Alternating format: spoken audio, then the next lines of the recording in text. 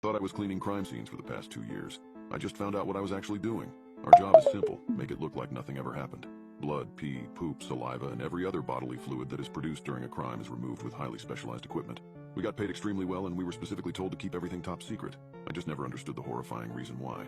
We protect ourselves, of course. The hazmat style suits we wear are practically impenetrable, along with gloves and proper foot protection. The company I work for is very small, and by small I mean 3 people. 3 people. My partner Zeke, my boss, Jimmy Wayne Folsom, and myself. My name is Lamont Jones, no nickname, just Lamont. My boss says the reason he runs a 2-person show is because it ensures that we get paid as much as possible. But I was always suspicious that there might be a different reason behind why we stay so private. I'm not going to complain though. The paychecks have been really good and paid for the last 2 years of my college education, and gave me something to put on my job history. The cleanup jobs have been pretty standard recently.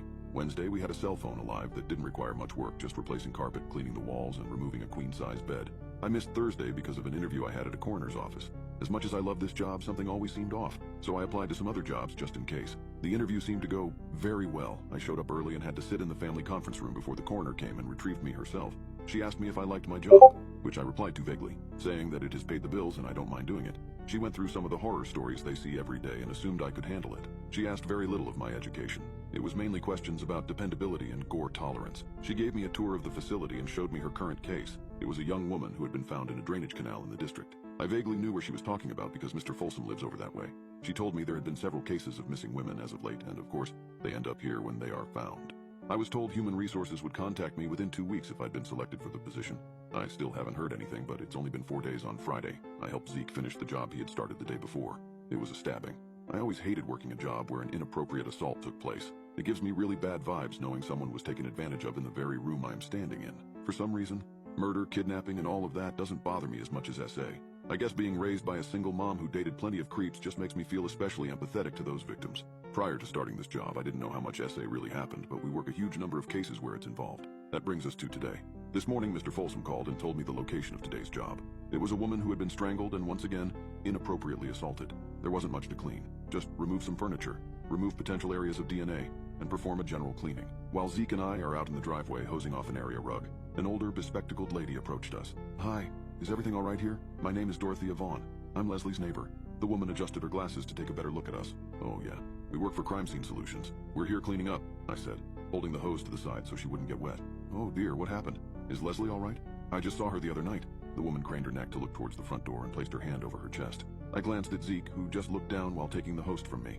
"Ma'am, I really hate to tell you this, but your neighbor Leslie is dead. I'm sorry." A look of horrible sadness came over the woman's face as she removed her glasses and pressed one hand to her eye to stifle tears. "Was it an accident?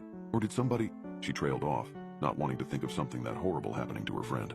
"We aren't told all the details, ma'am. I think it would be better if you call the local police department. I can give you their number." I started to pull out my phone to give her the city PD's number when she waved her hand to stop me. "I'll just ask them when they get here. When I saw you out here going in and out of Leslie's house, I called the police. I'm so sorry. Sometimes I guess I can be a nosy old lady, but Leslie is such a sweet young girl that I wanted to make sure she was all right." I tried not to act angry. It's no big deal for the police to come by here, but Zeke and I were almost done and he had to go pick up his daughter from school. Before I could say anything, I saw a cruiser slowly pulling up to the curb. Mrs. Vaughn called out to the officer and announced that she was the one who called. She said she had made a mistake, took a somber look back at the house, and went back inside her own home. I greeted the officer and told him what we were doing, assuming he hadn't already figured it out. The officer, a tall, broad-shouldered man with a crew cut, looked decidedly, I didn't hear about this one," he said while reaching for the radio on his right shoulder. "Dispatch, can you tell me anything about an assault/abduction on Renner Wednesday night?" The officer started looking down and shifting his foot into the cement as he waited. "We have no report of any calls Wednesday. Are you sure about the street?" A confused, worried look crossed the officer's face. "Dispatch, check with County PD, over." The voice returned within seconds. "Already checked. Not even a traffic ticket or faulty home security alarm call that night. Over." Greatly confused, I shot a look at Zeke, who had frozen, wrapping up the hose. I reiterated to the officer the name of the victim and our company name while he was already calling for backup. It turns out Leslie Knapp, the missing woman, was indeed missing. She hadn't been seen the past 2 days prior to our work order. The problem was the police had not been notified of her disappearance or a crime taking place at her home. Our boss, well, my former boss, Jimmy Wayne Folsom, had been a very successful serial murderer. However, things were not as simple as handing Folsom over to the police. We tried contacting him after our encounter with the officer, but unsurprisingly there was no answer. His house was vacant, completely cleaned out, as if he had never lived there. He was gone, vanished into thin air, leaving no trace behind. It was as if he'd known that this day was coming and had prepared for it. As we went through the cases we had worked on, the sheer number of victims shook me. Each location a place where an innocent life was brutally ended. I thought I was cleaning up the aftermath, making things right in my own little way. But in reality, I was helping him, covering his tracks. The next day, the police showed up at my doorstep.